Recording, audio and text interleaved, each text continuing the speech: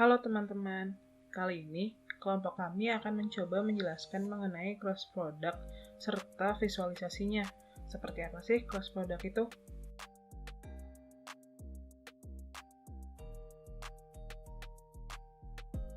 Kita mulai dari dua vektor U dan vektor V. Kedua vektor ini membentuk jajar genjang dengan cara menarik vektor V ke ujung vektor U dan vektor U ke ujung vektor V. Bisa dibilang, kalau cross product yang dituliskan dengan simbol X ini adalah luas jajar genjang yang dihasilkan dari dua vektor dan tetap memperhatikan orientasi arahnya. Jika V berada di kanan U, maka orientasi arahnya adalah positif, dan jika V berada di kiri U, maka orientasi arahnya adalah negatif. Perhatikan itu, ini berarti urutan adalah hal yang penting. Nah, bisa kita ingat juga dengan melakukan cross product menggunakan vektor basis I dan J secara berurutan. Maka hasil I cross J seharusnya positif.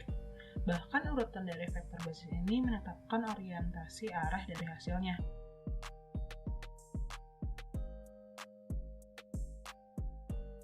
Contoh, misalkan kita punya dua vektor U dan V. Dan luas jajar genjang dari dua vektor ini adalah 7. Karena V berada di kiri U, maka hasilnya adalah minus 7. Lalu, bagaimana kita bisa membuktikan ini dalam perhitungan? Ingat-ingat materi lalu tentang determinan. Bilanglah kita punya vektor 2 dimensi.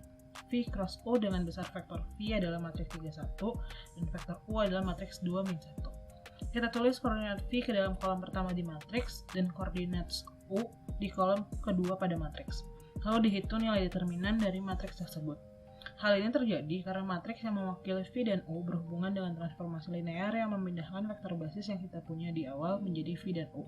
Determinan di sini menghitung perubahan luas daerah karena transformasi, dan karena V berada di kiri U, maka arah orientasinya berubah ketika terjadi transformasi, yang berarti nilai determinannya akan negatif.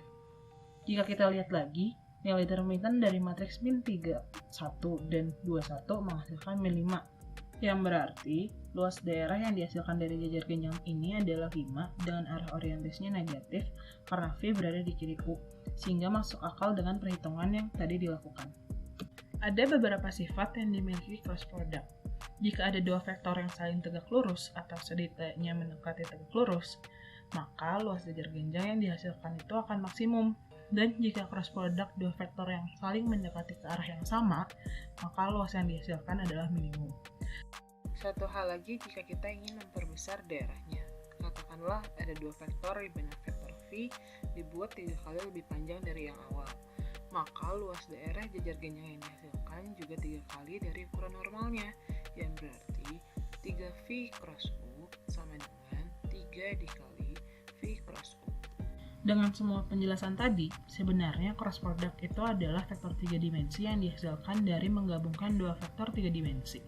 Sama seperti sebelumnya, kita tetap akan menghitung luas jajar genjang yang terbuat dari dua vektor. Bilanglah luas daerah jajar genjang di sini adalah 6,25. Dan seperti yang disebutkan di atas, bahwa cross vektor itu bukan angka.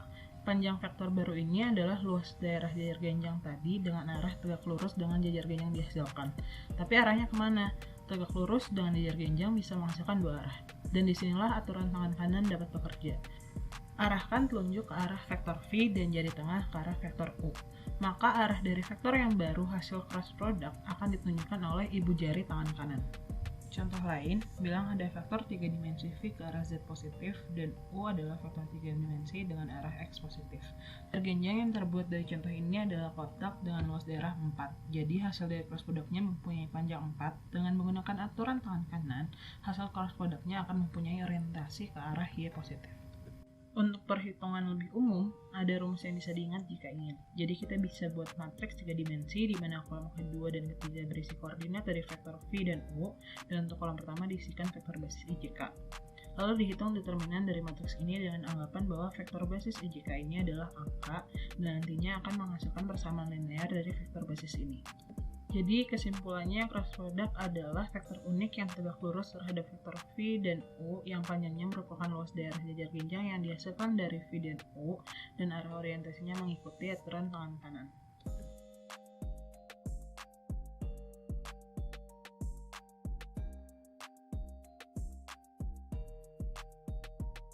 Sekian penjelasan mengenai cross product dari kelompok kami. Terima kasih dan semoga bermanfaat.